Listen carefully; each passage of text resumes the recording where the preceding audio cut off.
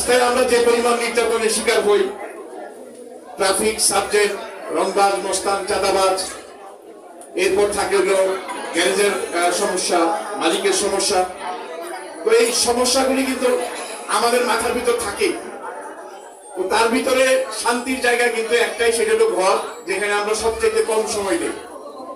কি বলেন?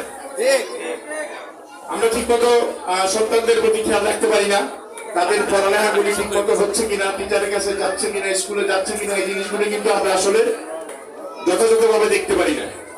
এগুলি আমাদের স্ত্রীরাই দেখে থাকেন। তো স্বাভাবিক ব্যাপার, যেহেতু অভাবের সংসার, 10টা জিনিসের প্রয়োজন, 10টার জায়গায় আমরা তো সবসময় 10টা জিনিস আসলে উপস্থিত করতে পারি না, যে কারণে তাদের মন মেজাজ একটু খারাপ থাকাটা স্বাভাবিক।